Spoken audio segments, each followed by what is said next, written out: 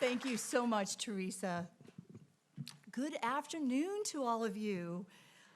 It is my pleasure, my sincere pleasure, to welcome you to what promises to be a very memorable event with Dr. Robert Putnam. Last autumn, Sue Sipprelle reached out to ask Salve if we would like to collaborate in hosting Dr. Putnam for an event this spring. I eagerly agreed and involved our colleagues from the Pell Center, including the esteemed Dr. Jim Ludis. And at Salve, we have witnessed firsthand Sue's impressive ability to transform her vision into reality and to bring all of us together here in Newport. It's wonderful to be together, isn't it?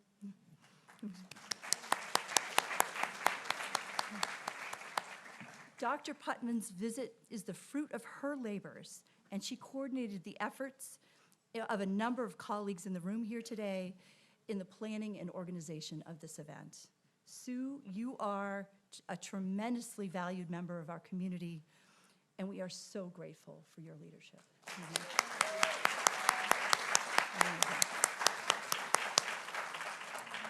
So the plan today is to hear remarks from Dr. Putnam, and then Sue will join him in a conversation. On your way in, you should have received an index card, and if you have a question that you would like to ask Dr. Putnam, please write it on the card, and you can pass it to one of the people who will be standing here in the auditorium. And we will then collect the cards, and Sue will try to fit as many of them as possible into her question and answer period with Dr. Putnam as we go. To get us started, we are joined by another great community leader, former Congressman David Cicilline.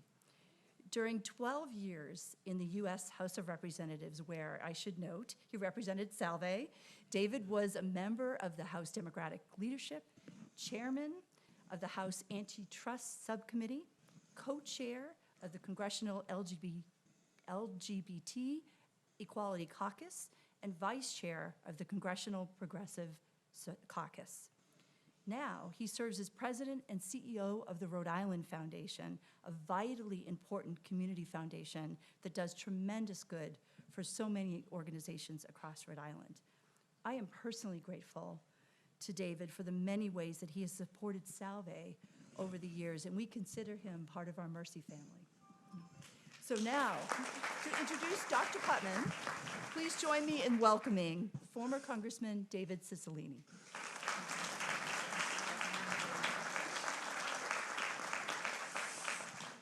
Thank you, President Armstrong, for that really beautiful introduction. Part of the Mercy family is really nice.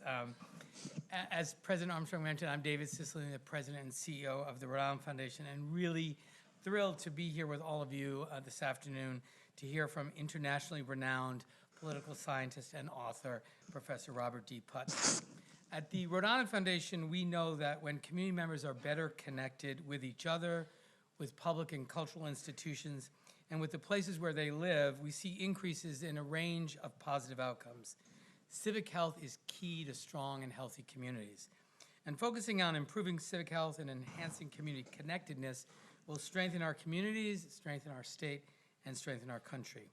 And that's why we've made it a central part of the 5-year action plan that guides our work at the Rhode Island Foundation. In fact, last year we worked with the National Civic League to develop an action guide for improving civic health in Rhode Island, to serve as a starting point and to provide a set of tools and strategies that can be used to promote and enhance civic health and to create meaningful opportunities for greater connection throughout our state. The Action Guide offers a roadmap for creating opportunities for community discussion, supporting trustworthy sources of local news and journalism, connecting with each other through the arts, amplifying the voices of underrepresented communities, and reinforcing civics education and volunteerism, among many other activities. And again, you can find the Action Guide for Improving Civic Health here in Rhode Island on our website at rhodeislandfoundation.org, and I encourage you to take a look at it. Before I introduce our guest speaker, I want to thank Sue Sipprelle and Alan Pinnock of Newport for bringing Professor Putnam and his wife Rosemary to Newport to share his insights and his expertise. So thank you, Sue.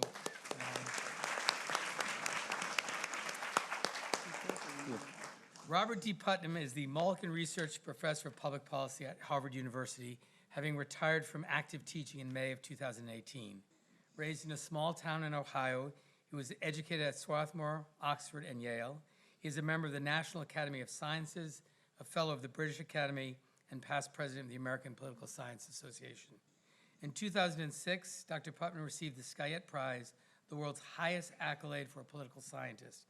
In 2013, President Barack Obama awarded him the National Humanities Medal, the nation's highest honor for contributions to the humanities, for deepening our understanding of community in America. And in 2018, the International Political Science Association awarded him the Karl Deutsch Award for cross-disciplinary research. He received 16 honorary degrees from 8 countries, including in 2018 from the University of Oxford.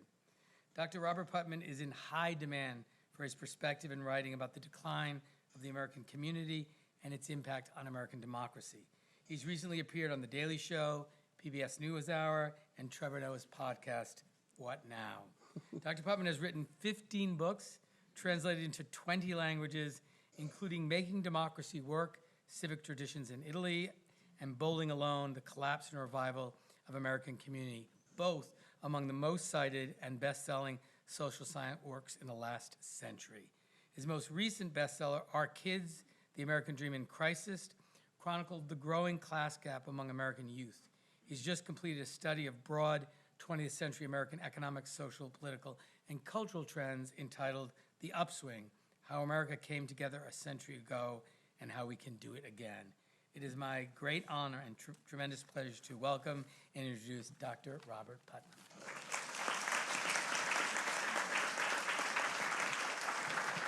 Well, thank you. Yeah.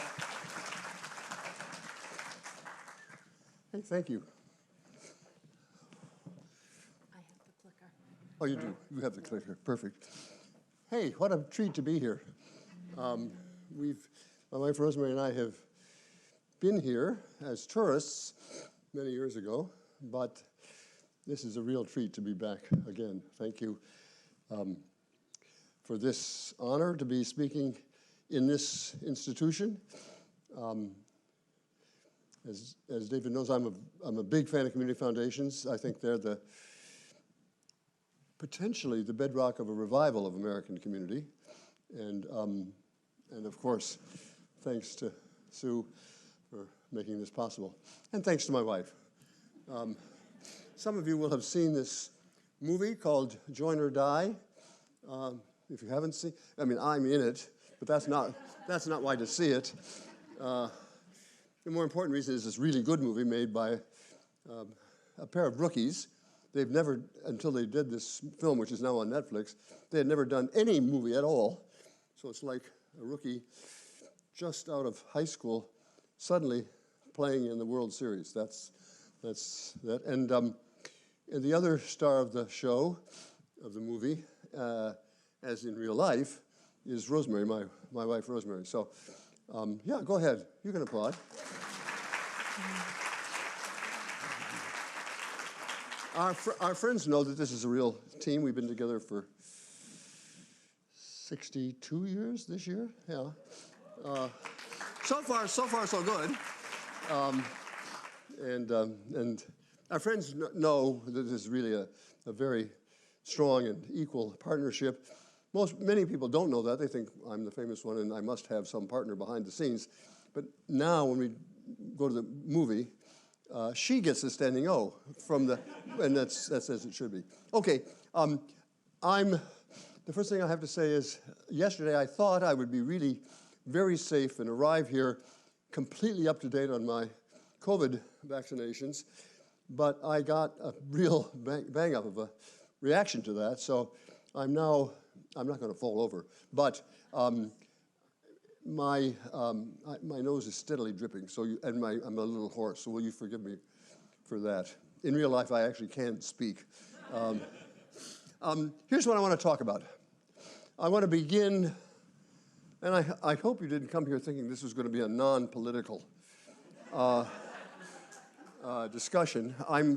I try very hard in my work, and always have actually, to be nonpartisan or bipartisan. I've worked a lot with with Democratic presidents, but also with Republican presidents, with both Bushes, and actually all three Bushes, Jeb Bush too, but on the other hand, for some reason, the current president has not yet called me to be, but maybe when he hears about this talk, he will. That's a possibility. So I apologize. I apologize because I'm going to begin, if we have the next slide, with this. I'm going to begin very close up, but I promise you, in the rest of the discussion, I'm then going to pull back and try to give you a wide-angle view of how we got to where we are now.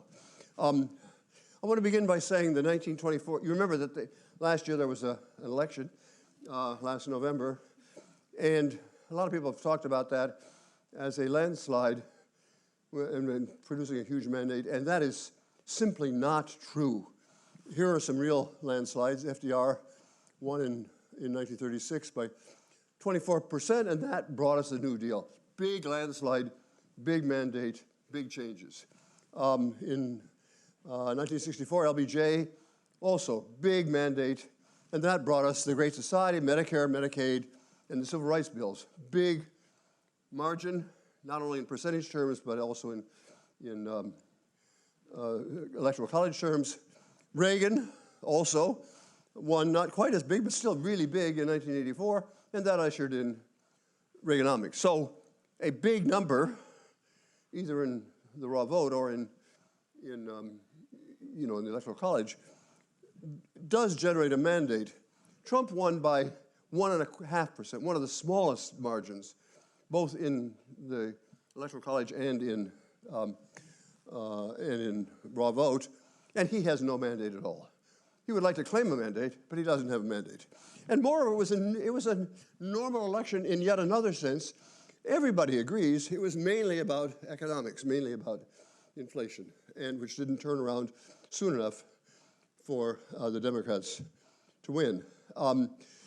But it's always about the election, stupid. I'm sorry, it's always about the economy, stupid. And this was no different from that. And the reason that you shouldn't get too upset if it's about the election is because about the economy, because the economy just turns around. It always turns around. And it may be turning around even quicker now than we thought. Who knows? I'm not predicting that, but this was a normal election. And that should make you feel comforted, but not. Because now I want to step back from that close-up view and ask, how did we get here? If we have the next slide. This last election was a big deal. Trump did not create a polarized, atomized, unequal America. He exploited it. And that's not Bob Putnam speaking, that's Steve Bannon and J.D. Vance, who in the last month or two have said that they've revealed their secret. Back in the day when they were trying to figure out how to get Trump elected, they read a book by a crazy Harvard professor named, I'm not making this up, by Robert Putnam. And Robert Putnam discovered there was declining social capital, connections among people, and they thought that could be the basis. They thought social isolation would produce people who would be vulnerable to authoritarian populism. They turned out to be right about that. And so this is what I'm really going to talk mostly about. I guess this is the way I want to put it. Trump didn't cause this, and Trump's disappearance will not cure it.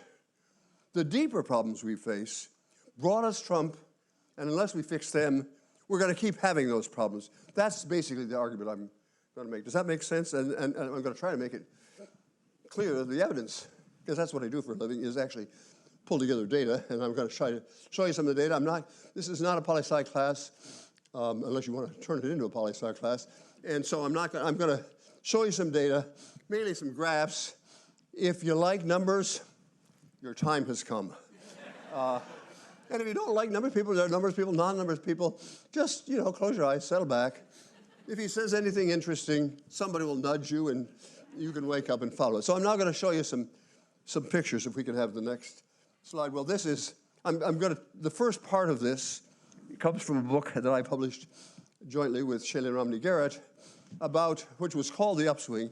You mentioned that I want to keep wanting to say Congressman, President, in your introduction. And if we have the next slide, here's where I'm beginning. America is, my mother had a technical term for this. She would have said, America's in a pickle. And I don't know, is pickle a Midwestern expression, or do you know what I mean by pickle? Okay. And what I mean by that specifically is into four different ways. America is at very close to the most polarized ever in our history. There's a close call. There's another period between 1860 and 1865. Okay, but you've guessed what that is, and that's how close we are. I mean, mathematically, we're that close to the Civil War. And in addition, and independently of that, we have probably never been as unequal. And I'm saying this in the heart of the Gilded Age. The Gilded Age was a big deal, not just here. It was a big deal in America because the gap between the rich folks on the Upper East Side of New York, who were then summer up here, and the Lower East Side of New York, the poor huddled masses, was enormous then. But the gap between rich folks and poor folks in America today is even larger. And that's what I mean when I say we're living in really interesting times. And finally, not finally, but thirdly, in terms of society, we have probably never been as isolated from one another as we have. And it basically has very little to do with the internet. It goes back long before the internet was invented, that we were on this down trek of increasing social isolation. And finally, and I wish I had time to spell out the data for this last point, we're in an unusual period of cultural self-centeredness. We're in a very me period. And actually, I'm really proud that we have real data on that, but it's a little complicated, so you'd understand it, but we don't have time, so you'll have to trust me, which is unusual nowadays, but just trust me. I'm going to show you 4 or 5 graphs that all have the same shape, so it's going to be pretty straightforward. If we have the next slide, I'm going to start with politics. Up here is, in all these graphs, up is good. In this case, political comedy or getting along, bipartisanship is up, and polarization is down. And the horizontal axis is the last 125 years, roughly speaking. It starts over here at the end of the 19th century and goes over to now. And what I'm about to say is going to be true for all these graphs. The graphs happen to be, because that's when Shailene Romney Garrett and I finished the book, happened to end up in about 2015, but we've actually kept in track of these data. And in every case, the corner over at the right-hand side is now below the graph. That is, it just keeps going down. In this case, going down in terms of political polarization. Okay, now is the trust me part. There are 8 different measures of political polarization that lie behind this. They all tell the same story, so I've smushed them all together.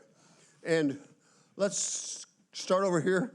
At the end of the 19th century, American politics was very tribal and almost no collaboration between Republicans and Democrats. And that was sort of true into the beginning years of the 20th century, but then you can see it began to go up. There began to be first some tendrils of bipartisanship. Not much, but we were on the way up, and then it kept going up and up through the teens and the 20s, and then up during the 30s, even during the FDR, the New Deal, which we think of as a very partisan program, but it wasn't. Majorities of both Democrats and Republicans in Congress supported it. It's just quite astonishing. It was a bipartisan. The New Deal was bipartisan, as would it turn out the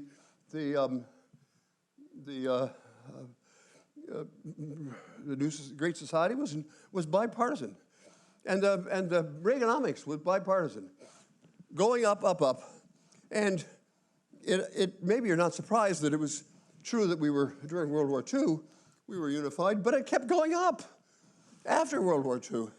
And then about in the 1950s, this is a history test. Do you know who was president in America for most of the 1950s? Oh, you do? You're my people.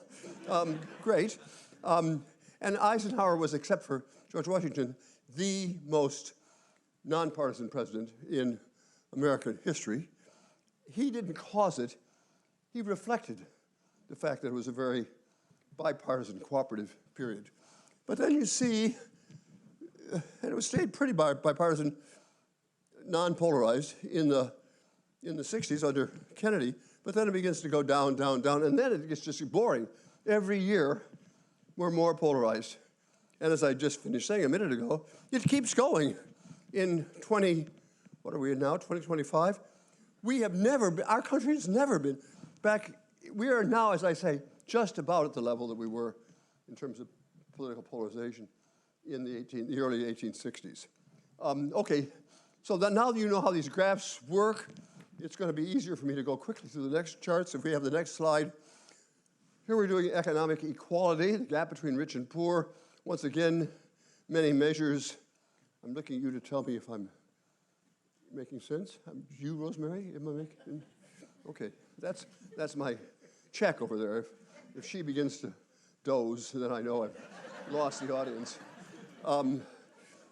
Okay, economic equality. Back at here's the first high tide of Newport, right down there, right? That's the Gilded Age. Lots of rich folks here, but if I'm not mistaken, also lots of poor folks here, serving the rich folks here. And then that, in the first decade of the 20th century, the gap began to narrow a little bit. Then there's this dip in the 1920s. That's the roaring 20s, when the stock market was doing just great and nobody else was. But then after, even before the Depression hits, we start becoming more equal. And up, just keeps going up. And it's just quite remarkable. Every single measure of economic equality in America during that period keeps rising. It rises to a little bit of a peak during World War II when we had wage and price controls, but then it keeps going up. And by the time we get to the middle 60s, by the way, that's my period. I am in high school and college in the late 50s and early 60s. So I just want to confess my loyalties. For me, that's normal. But for nobody else, maybe there are a few people here who are almost as old as me, but for your students, they don't believe that America was ever like that. Or for our grandchildren, we tell our grandchildren, I tell my grandchildren, that when I was growing up, we did not lock our door. And they say, Grandpa, you're just wrong. Always you lock the door. But it was true, you didn't lock your door in America in the 1950s, and now you do, obviously. You want to know how equal we were? In the late 1950s, early 1960s, there were two countries in the world who were the most equal in the world. One was socialist Sweden, and tied with socialist Sweden was capitalist America. We were the most equal country in my memory, at least. Maybe you're not remembering. It was an amazing America. We got along with each other. We worked together, and we sort of thought that everybody ought to be, not identical, of course, but ought to have a decent living. And as I started to say before, to your students now and our grandchildren, that is just like, it can't be that there was ever an American like that, but there was. Let's have the next, and by the way, you can see, then it begins to turn down, down, down, more and more unequal society. And as I said, it looked in the Obama years, which is the last years shown in this graph, as if maybe at last we'd ended that, but no. In the last 10 years, since that graph was done, we're now off the bottom in terms of how unequal America is. Next slide, I'll try to be a little quicker. This is social cohesion. what I sometimes have called social capital. It's the degree to which we're connected with one another. In our families, in our neighborhoods, in our groups, to what extent do we trust each other or not?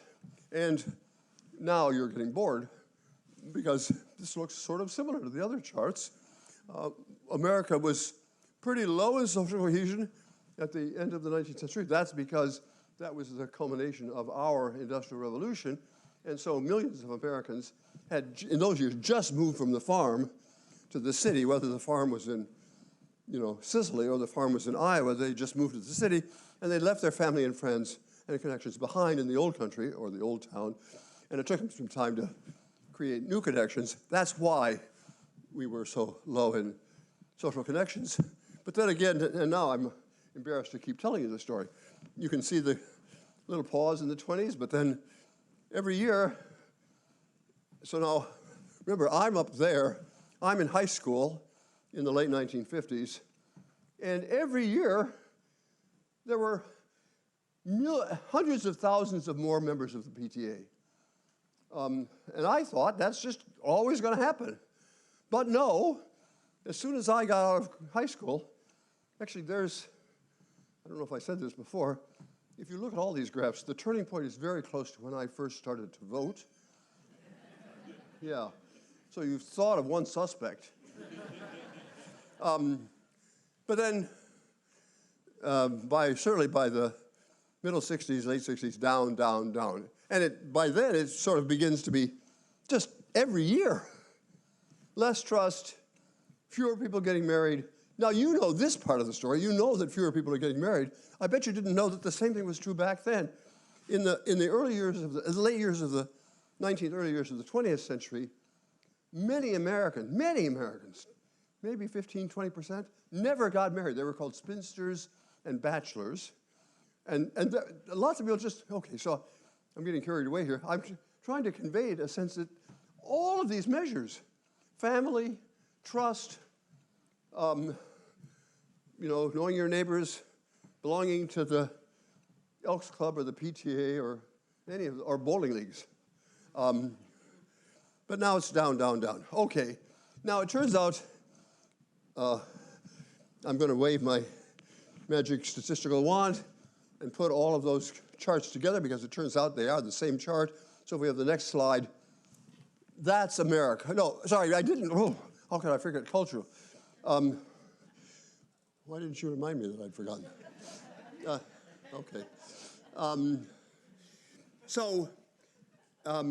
This is a measure of the degree to which, I've got to look at the time to see how I am. I'm conscious of the time. This is a measure of the degree to which in any given year we thought of ourselves as all in this together or not all in this together. That is, thought of ourselves as every man and woman for himself, or, yeah, we're all in this together. And this chart, I won't take time because I'm a little over time already to tell you how I measured it. But if you want to know some really neat statistics, ask me in the question period, and that will allow me to tell you about this graph. Okay, so you can put all four of those graphs together. Next slide. Now, I don't know if you're shocked at that. You should be shocked. I've been able to show in one single graph 125 years of American history in economics, politics, society, and culture. And now, if you look at that graph, you think, well, that's really interesting. And then let's have the next slide. Oh, there's another, I'm sorry, but there's one more graph I need to show you, and then I promise I'll stop with the graphs. It's not only that we've become increasingly isolated. That was the bowling alone story, right? And now we've done the bowling alone story not for 30 or 40 years, but 125 years. And then there's another part of the story that's actually equally important, and that is everybody in America is becoming more socially isolated. If you are not, you are personally publishable. I could write a case study of you if you are actually more connected than you were 10 or 20 years ago. Well, maybe if you're the college president, that's maybe slightly different. the thing you need to think about is that equally true across America? Are all Americans equally isolated? And the answer is no, it's not. And if we have the next chart, which doesn't come from me, actually, this chart, nope, back up. This chart comes from actually a conservative think tank, but the data are so clear that anybody who looks at the data will say it. Notice that the number of people who have no close friends at all between 1990 and 2024, roughly speaking, the last 35 years, has gone up for both, more social isolation, but gone up more rapidly for working class people, people without a college degree. And on the other hand, the people who are just joining up a storm, everybody's less likely to join up a storm, but that's especially true for working class people. Last point that doesn't show here, it turns out that this increasing class polarization, do you understand what I mean by class polarization?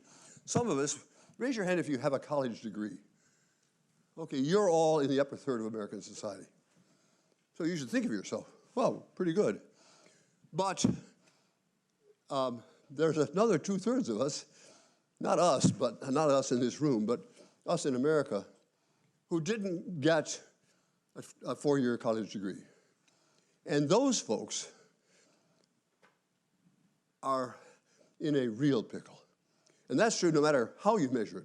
They have lost, relatively speaking, they've lost money, they've lost friends, they've lost health, and moreover, we've been accustomed to thinking in America that our deepest crises, our deepest cleavages are about race, but actually that's now changing.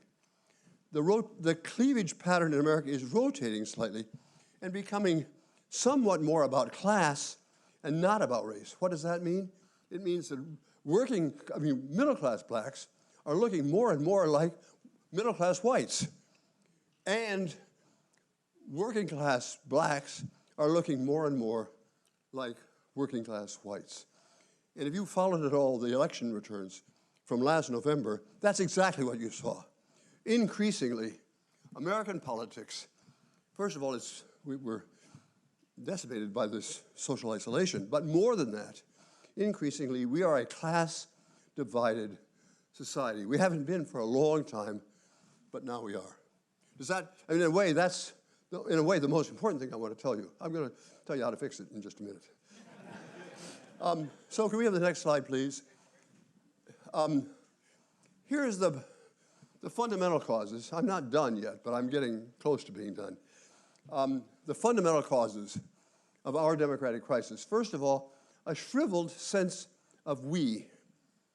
We don't think of ourselves as a we anymore. We don't think of ourselves as a we across racial lines, but maybe that's been true forever. But we don't think of ourselves as a we across class lines. Most of us in this room, if we're honest about it, think of ourselves as pretty well off. And we don't think that the guy who pumps gas is the same as us. I'm not calling into question your good-heartedness. You wouldn't be in this room if you didn't care about the gal who checks us out at Walmart or something. But that's the fundamental structure of America, this increasing class conflict, along with the personal isolation. And finally, not finally, but I want to emphasize this. It's not just about economics. I come from a small town in the middle of America. Most of my high school classmates, by far, 70 or 80% of them, did not go to college. They're on the lower half here. They're wonderful people. But they now think, I played football, awful football, but I played football in the local team, but they don't think I recognize them as just like them. And maybe they're right. I don't think of myself just like them. I'm not trying to be quite so, I guess I am trying to get us all to wake up and see. It's not just an economic problem. And we won't fix it by just transferring more resources. We can only fix this problem if we actually look at them in the eye and think, you're just as good as I am. I want you to, the next time you go to Walmart, or have your your car filled up, if you don't do it yourself, but it's somebody else. Look that person in the eye. You don't even need to say anything. Just ask yourself, am I looking at this person as if he was an equal of mine? Maybe so. Maybe this town is unlike all other towns in America. I'm glad to hear that. We have the next slide, and I am now coming toward the end. This is back to the glass, the basic graph you saw before. And everybody, when you look at the graph, they ask, they want to know what happened up at the top. What went wrong? And we could talk about that. Basically, it was the 60s that went wrong. But that's not the most interesting part of this graph. This is the most interesting part of the graph, because this is the part of the graph that's like what we face. Can I put it a different way? Somehow the people 125 years ago faced the same problems we do, and they fixed it. So why can't we fix it?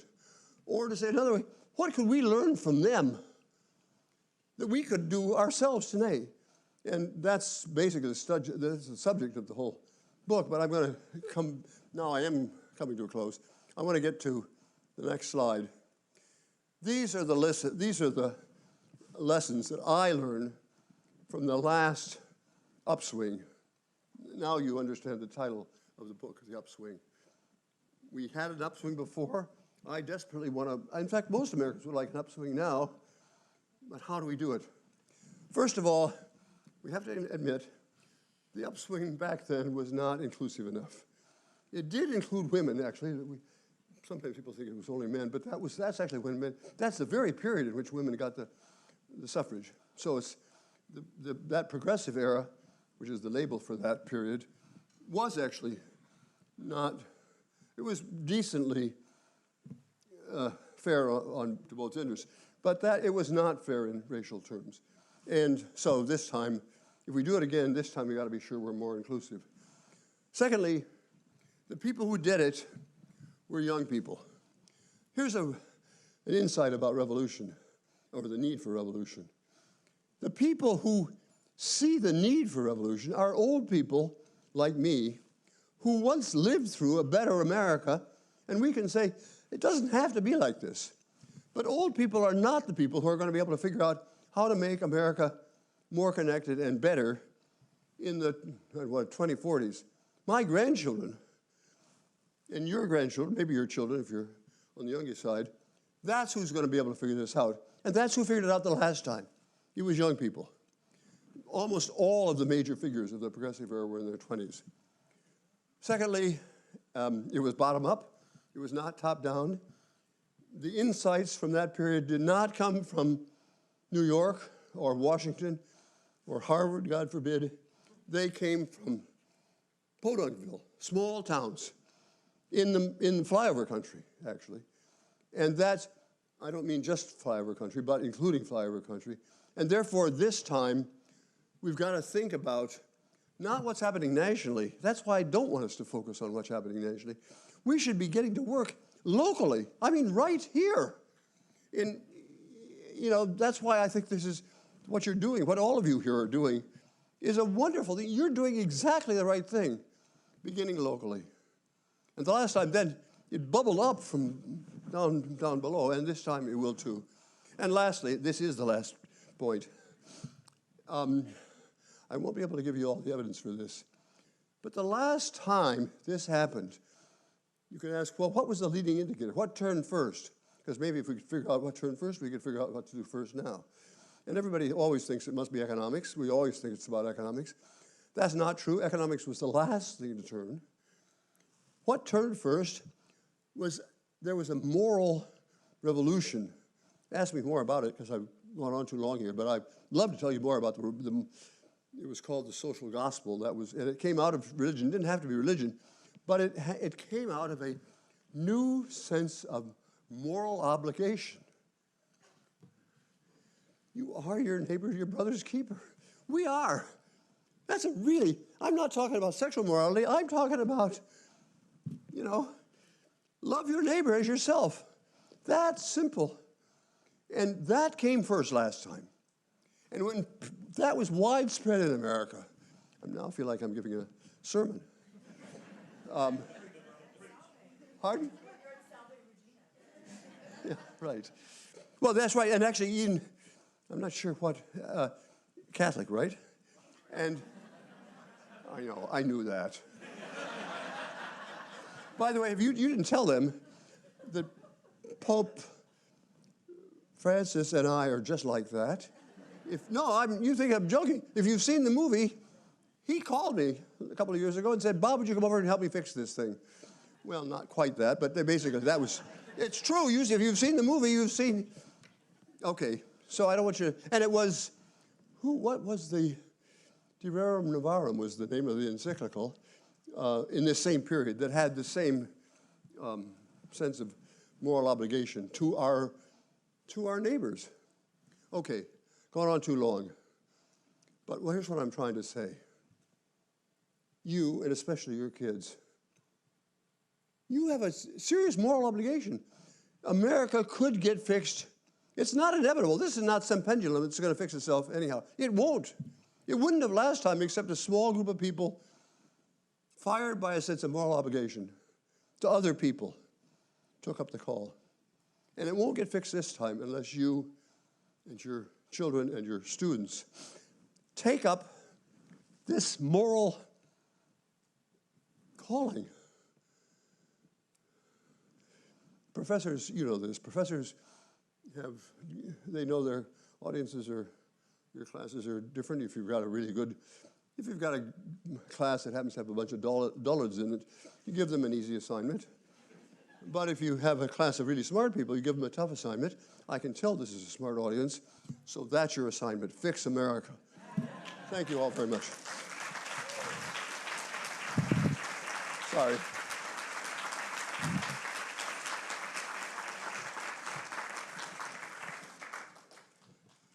This probably can go off. Want me over there? Okay.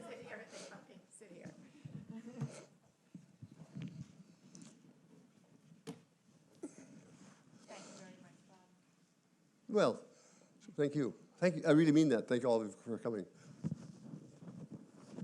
So I want to say, I already told you in the car today that I wanted you to come to Newport to see us, which I think you are beginning to see us. Yes. And you will more of tomorrow. And I wanted so badly you to come here so we could see you and hear you. So thank you so much. Tomorrow I'm counting on, thank you. Thank you. Tomorrow I'm doing more listening tomorrow and less talking. Well, we'll see. Okay. Oh, God. Where's the coffee? Rosemary? Rosemary? Where's the coffee?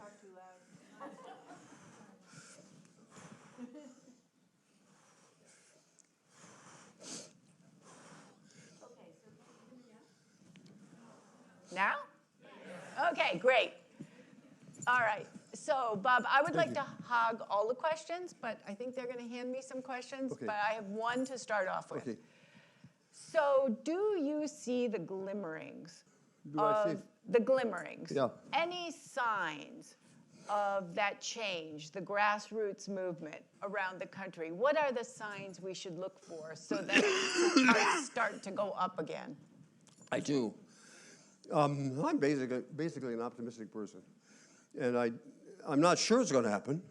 Certainly not sure, but I do see signs. One sign is actually the community foundations around America. We talked about that earlier when we were sitting there. There are many community foundations. You are lucky to have a good community foundation here in Rhode Island. And I didn't get paid to say that. I just said it. Community foundations are very well placed to do the bottom up. They have money, they have convening power, and they have a voice.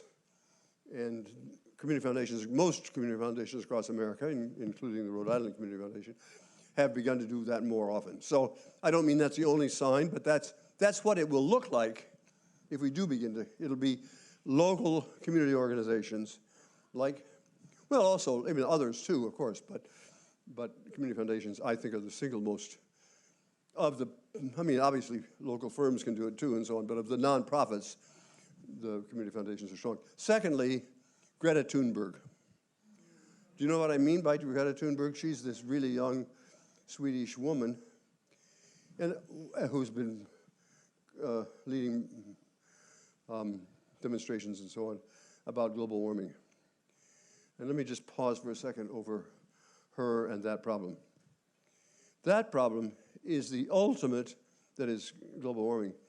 It's bad, of course, but it's the ultimate intergenerational injustice. That is, we enjoyed the benefits of, you know, cars and all the rest of it, but they're going to have to pick up the problem. And so it's good that she, and not, I mean, our grandchildren are all, my test for all these intergenerational things is to, Rosemary's raised a terrific pair of kids and 7 wonderful grandchildren, and they're our test for the next generation. They're basically decent kids, and they are very concerned about global warming. But there's another thing about Greta Thunberg that's also important to notice. Of all the people who are visibly complaining about global warming, on the pro-global warming, not pro-global warming, you know, pro-cleaning up the atmosphere side, she is distinctively the one who phrases it in moral terms. If you listen to what she says, she does not talk about the number of suspended particulates per cubic, you know, cubic meter of air. She talks about it in moral terms, and that's what it will look like. I don't mean that I will agree with everybody who phrases things, and I don't agree now with everything that people say phrased in moral terms. But as I said before, I've become convinced that we're not going to get out of this unless we begin to think about our obligations. And some young people, not enough, but some young people are framing it in those terms. And there are, yeah, I don't think you know this. I'm speaking to David, for my sins over the last, I've been in meetings like this, what would we say, in probably 100 communities across America over the last 10 years. So I'm not perfect, but I have actually not just data, I have a deep sense of what you encounter when you talk to groups like this. Of course, you're all self-selected, but there you are, active in Newport or East Oshkosh or, you know, Springfield, Missouri, or Springfield, Illinois, or Springfield, Mass. I mean, all these places. And I think there for sure is a desire to fix the problem. For sure. Almost nobody says, isn't it great the way it is? But, you know, it takes some time to figure these things out, how to do it. I'm sorry, that's rambling. But I am hopeful.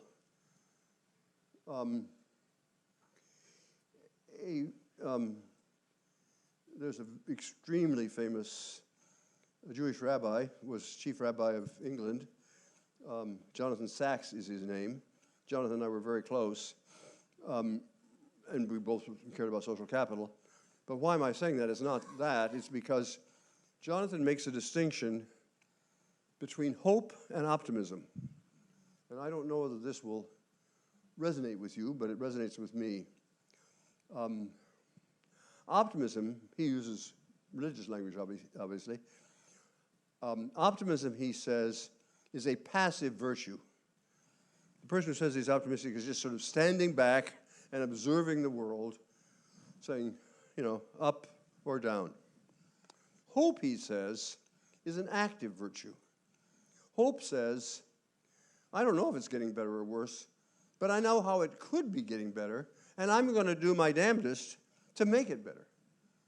And if you allow me that distinction, I don't know if I'm optimistic. Frankly, even just in the last couple of days, I could be really pessimistic about what's happening in this country today and what's happening around the world. But I'm really hopeful, because I could see how it could happen. Yeah. Does that answer your question? Yes. Well, one thing that you just said to the students in the meeting before this, though, that was interesting was that when all the organizations were formed, like the Boys and Girl Scouts, all of the organizations that came in the early 1900s, Yep. it was because older people recognized that there was a problem and founded those organizations to help the world, the United States. And you, in this talk today, you kind of emphasized the youth, but in the talk that you gave earlier, you also said that all of us, the older people in this room, also have an obligation to step forward and help the youth make the changes we all need. Can I say something just a little bit, extend a little bit? I beg your pardon, but I am completely COVID-free, so don't worry that I've just...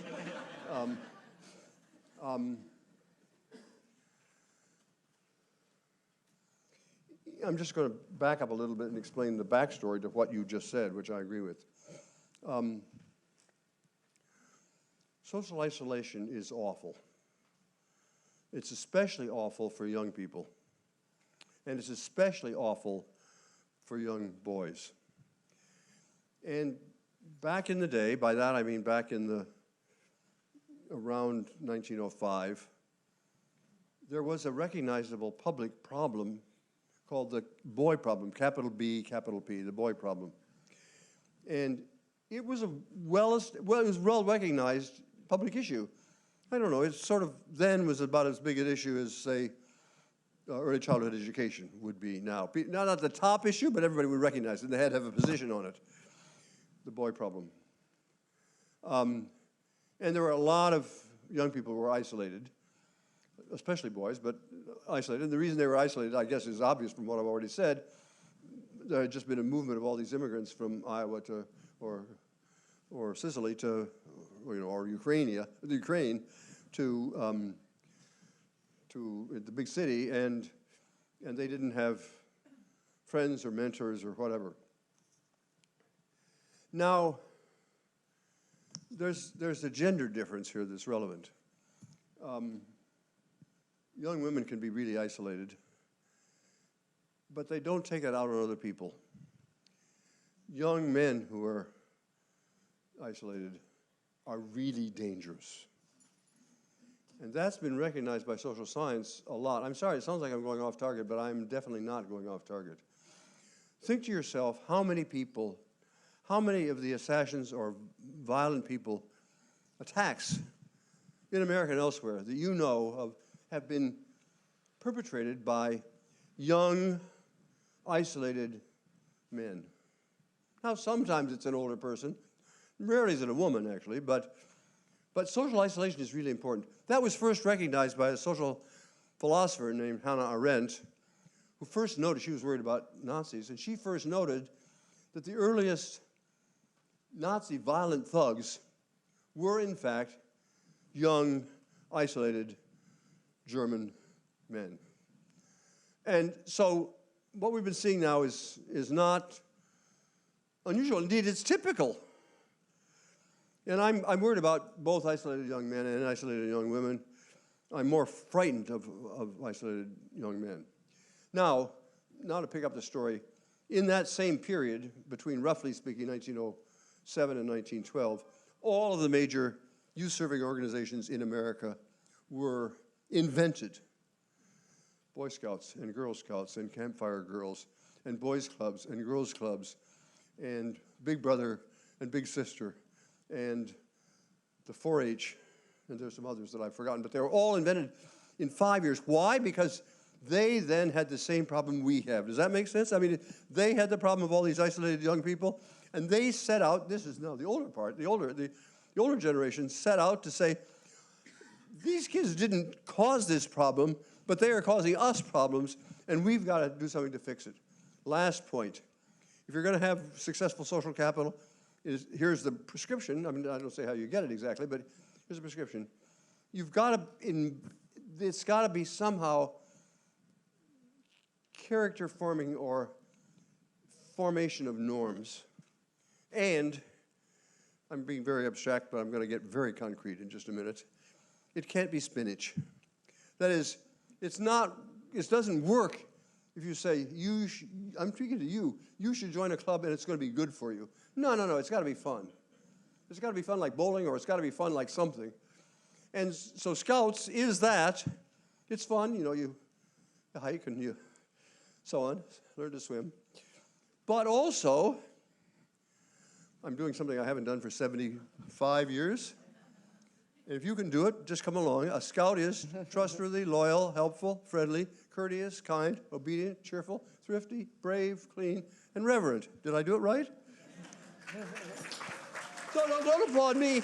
Applaud the people who thought of a way to make that character formation fun. And now, I'm not saying the Boy Scouts or any of these things are exactly what we need now. I beg your pardon. I'm not saying it's the Boy Scouts now. I'm saying it'll meet that criteria. Do you see what I'm trying to say? It will somehow be, for the 21st century, what the Boy Scouts and Girl Scouts and Campfire Girls and 4-H were for, okay. So some of these questions have people put their graduation class from Salve on them, so I'm prioritizing youth. Do you think regional cultures in the U.S. add to the complexity of our growing isolation? Do certain regions lean into isolation, or are others more inherently community-centric? Class of 25. Class of 25, oh, good. Or is that's 2025, right? That's not 1925. Okay. The answer is certainly yes. And I've even written about this as it happens. So if you're trying to do a map of America at the level of states, or at the level of counties, or at the level of, census districts or whatever, we're a big country with lots of different ebbs and flows and so on. But it turns out that's explicable by two simple factors. One, where did the people come from who settled that area first?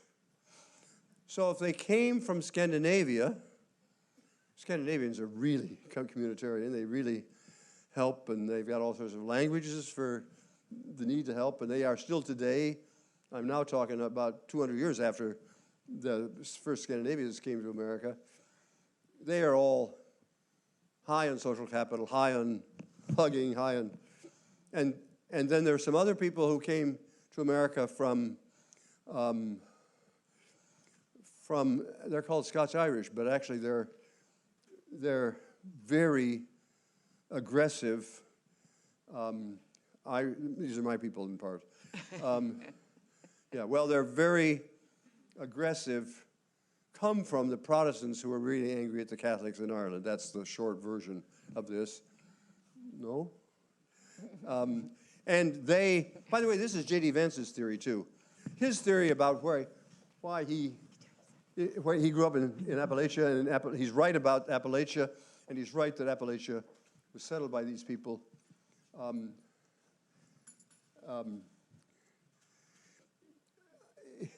I have all sorts of really interesting data. I can tell you, for every county and state in America, the fraction of people in that county who say, I would do better than the average person in a fight. Oh, goodness. And that variable turns out to pick out Appalachia. The only place in America where people are proud of the fact that they can throw a punch or another one, same data. How often do you give the finger to another driver? Now, I have seen that happen in Massachusetts, I have to say. But it's even more likely to happen in Appalachia. Okay, so that's the first point. And I could keep going. Where did the French people settle? Where did the English people settle, and so on? That's the first factor, and I think I'm still on the question. The question is, am I not on the right question? Somebody said, where did these cultural differences come from? That's the first thing. And the second thing is, you guessed it, slavery.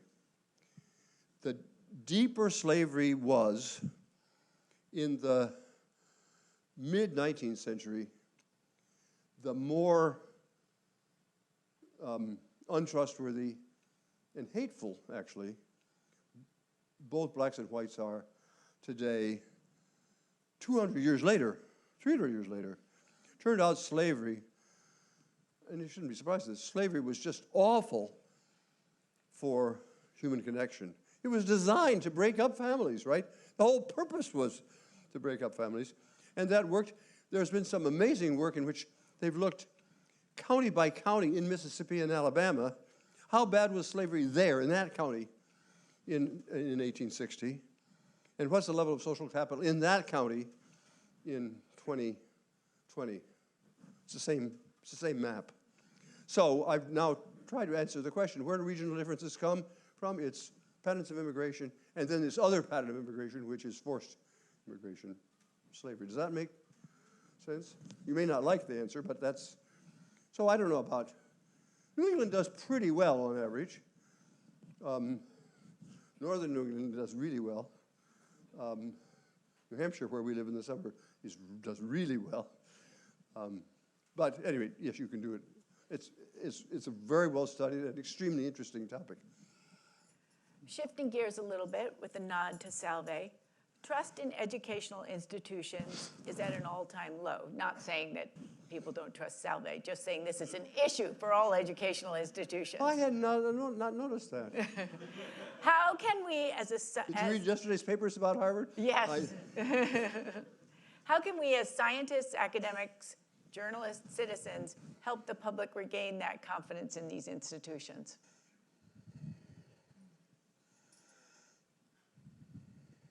I do understand the question. I don't know. Trust is, other people have said this, but it's true. I know from the data it's true. It's easy, it's hard to build trust. It takes a long time, and it's easy to lose it. And that's what's happening right now. And it's happening now because people are intentionally causing us to lose faith. And that's evil, honestly. And they know what they're doing. What to do about it? My university, Harvard, and my university president, Alan Garber, just went went over the last month or two through agonizing internal discussions at Harvard and with himself, I'm sure, asking, well, can we just give a little bit to them and then they will let us alone? And he desperately wanted that to be the answer. After all, Alan Garber, I shouldn't say after all, he is Jewish. He takes anti-Semitism very seriously. He led us through, over the last 12 months, a lot of self-reflection on anti-Semitism.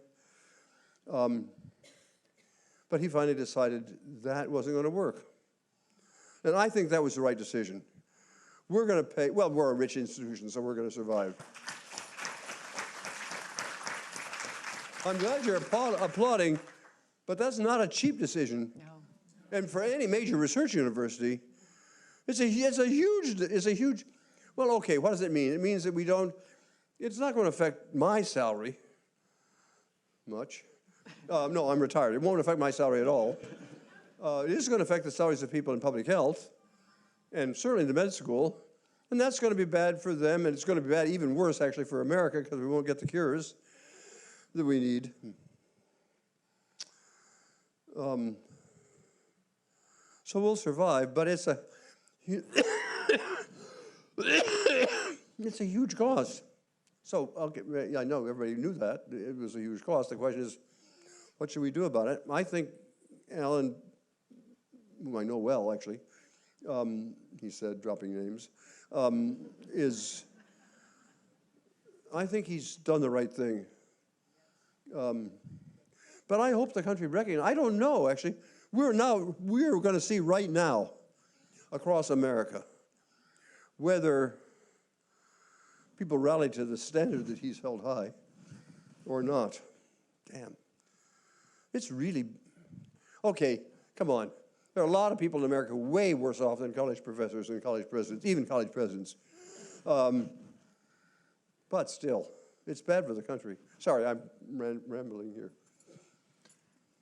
We can switch to an entirely different subject. Ooh. Did getting rid of the draft impact this situation? Yes. How? Oh, I answered it. Yeah, there's pretty good data on that, actually. I mean, it's surprisingly good data. I'm blanking on her name, but a woman at Syracuse University went back and in the 70s or 80s interviewed a whole bunch of people, veterans from World War II. And it turned out, well, even I've done, come to think of it, I've done data of this sort. It's quite, I only come on, pardon me. I only come onto the scene, roughly speaking, 40 years after the war. So a lot of the, you'd think that a lot of the data had gone away, but no, you can see that people who were, the way you can see it is the people who actually fought in World War II is a very narrow category. They had to have been born between 1921 and 1924. Why? Because that's the age who would have been a prime fighting age in between 1941 and 1945. And so you can look to see, it's a nice little experiment, you can look to see how does the civic engagement of people who were born just before that, and therefore they weren't drafted, compared to the people who were drafted, compared to the people who weren't drafted because they were too young. And it's a huge effect, actually.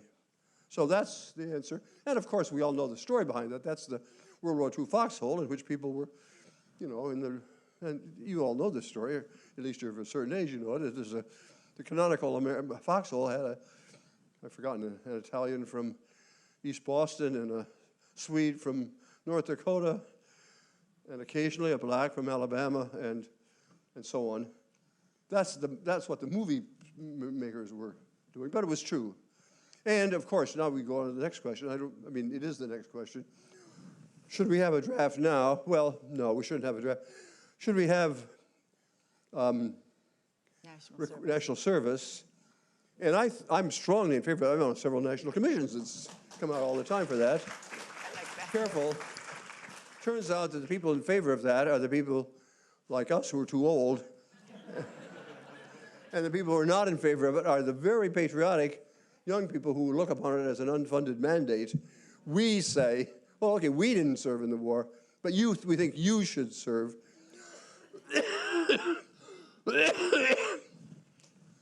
Okay, yes, but still, yes, we should have national service. And maybe we'll get it. That's a widely shared, across party lines, a widely shared view. I don't want to really talk about social media and technology, but there's a lot of questions about it, so I think we have to. I am shocked. Of all the times, hundreds of thousands of people I've spoken to, no one has ever asked me about social media. Yes.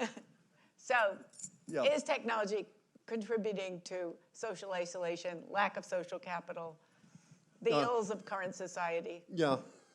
Well, you know parts of my story because you were at the student. By the way, your students are good. Okay, so I'll try to keep this short. One, Bowling Alone actually was published 8 years before Facebook, the first of the social. So there are a few pages in Bowling Alone that try to guess what the effects, not of social media, because they didn't exist, but of the internet. And those pages hold up pretty well, but then comes Facebook. By the way, I like to drop names. I'm going to drop my own name here. I am Facebook member 008 or 9 because it was invented by a guy who was at Harvard, and one of his roommates was in my class, and we were a beta tester. So I didn't get any of the money from the so in the early years, everybody said it's going to be unbelievably good for everything. The world's going to be suddenly rich, and peace is going to break out. You won't, if you don't go back and read this stuff, you won't believe the wonderful things that was going to happen. That lasted, in the public domain, that lasted for 10 years. It actually wouldn't, you will not believe it unless you go back and read what people said. It was just, the scholars were more cautious. And then I can tell you the date when public opinion changed on whether Facebook is as good as bowling leagues. Can I put it that way? I mean, face-to-face like bowling leagues or what's technically called computer-mediated communication, CMC, like Facebook. And that date on which the public changed its mind was Thursday, November, I think it was November 22nd, 2020, which was the first Thanksgiving under COVID. And millions of Americans, all over America, suddenly realized that Zooming with Grandma was not the same thing as hugging Grandma. And Grandma realized, we realized, that Zooming with our kids and seeing these little postal stamps was not the same thing as hugging our grandchildren. So the public opinion, I can show you the data, public opinion changed at that point. But, and now I'm going to get to the important point, it's wrong to think of, we have two worlds, two kinds of networks. We have real face-to-face networks, and we have electronic, social media networks. That's wrong. Rosemary and I actually do see each other a lot. We have a lot of face-to-face connection. We've got 2 offices in our home in Cambridge. They're about 12 feet apart, and yet often she sends me a text saying, it's time to come in here and do the dishes, or something like that. So that network, and actually almost all of your networks, there are very few of your real friends that you don't have a social network with, and there are very few of your social network, quote, friends. Sometimes people, if you go onto Facebook, for example, I've discovered people want to be friends with me, but that's not because they want to be friends with me. I'm a trophy for them. They like to say Bob Putnam is on their friends list. But most people's friends, capital F friends on Facebook, are also real friends. They are, and I'm going to use an analogy here with chemistry, they are like an alloy. An alloy is a mixture of 2 base metals like tin and copper. Is there a chemist in the room? You'll tell me. If you put tin and copper together and you heat them up and you stir it and you mumble jumble, it turns into something. And this is what I can't remember. Is it copper or bronze? It is bronze. Okay. It's not copper. Oh, it might be brass. Okay. Well, in any event, most of our networks today are alloys. Do you understand what I mean? They're mixtures of, and an alloy is not just a sort of the same, just an ordinary mixture. It has different properties. That's what makes them interesting. Alloys are interesting because you get something different when you do all this mumbo jumbo. And similarly, it's not that there's only one kind of alloy of face-to-face and in media, and social media.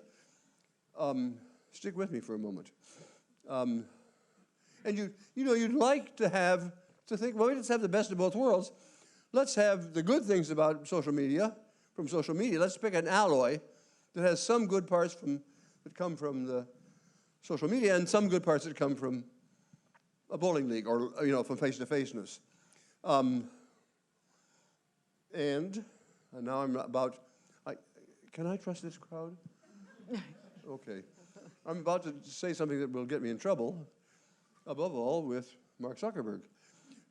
Facebook invited me, actually in December of 2019, to come out to Menlo Park to talk about social capital. They wanted to talk, it was almost as good as when the Pope invited me to the Vatican. Well, almost as good. And it turned out, I was going through my little song and dance about how you should be thinking about how to create a metaphor, an alloy that would, and one of the chief scientists there said, shh, we have done that. We know how to do that. And they had. He later on got fired. But now, why didn't they had figured out a way to have the best, it's like, wow, you figured out how to get the best of both worlds. Are you with me so far? You'd have all the advantages of face-to-faceness, and you'd have the advantages of, now, I'm about to give you 2 guesses, but only one will count. Why did they not take that to market? Why did they not instantly, you got it, It turns out that if you create a community in which people like each other and they help and they're cooperative and so on, they tend not to get angry. But getting angry is what sells clicks. And so, and this is what, I'm not sure whether Mark is checking in now. Well, maybe it's Elon who's checking in. But in any event, I'm going to be brave. They know how to fix this problem. It's not a technical problem. It's a business model problem. And the way I see it, internet, social media are a public good, just like highways. We don't expect everybody to build their own highway or sell advertisements on the highway. Well, maybe sometimes we do, but basically, it's a public good, and so are the media. I mean, so are the social media, and okay, I've said enough. Do you get the point? Okay. 100%. I thought you might. That's why actually the antitrust thing that's happening right now, I don't know whether Trump will keep it up, but it's really a big deal. If we could be, and notice, breaking up monopolies is exactly the first thing happened 125 years ago. Progressive era. In the progressive era that I was showing you about. You could just publish the same damn laws. Anti-child labor laws. Yeah, exactly. And, I just don't have any idea what time it is. 0.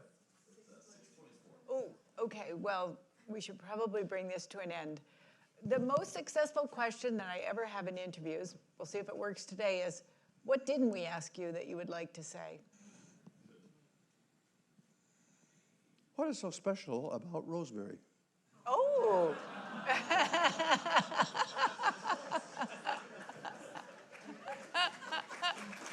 No, I'm going to explain to you now what my answer to that question would have been. How many of you have actually seen the movie Join or Die? Okay, you've seen Rosemary. I'm delighted to say whenever we go around the country like this and we are talking afterwards, on stage, she gets the standing O because she's the neat person, and you can see that in the movie. But you don't know quite why she is. I'm never going to live this down. She's getting angry at me right now. That's who she is.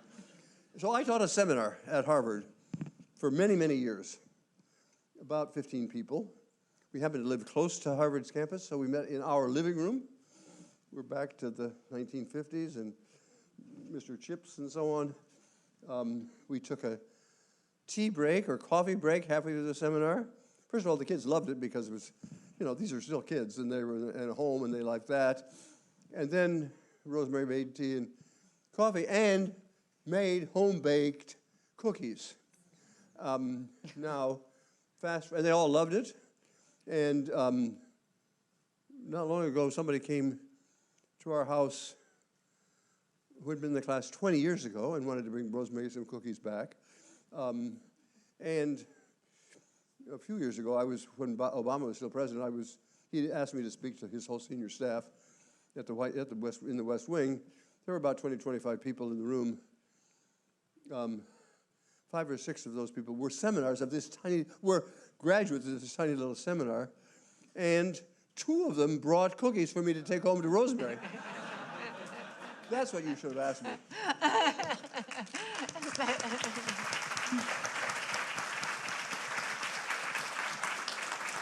Thank you so much.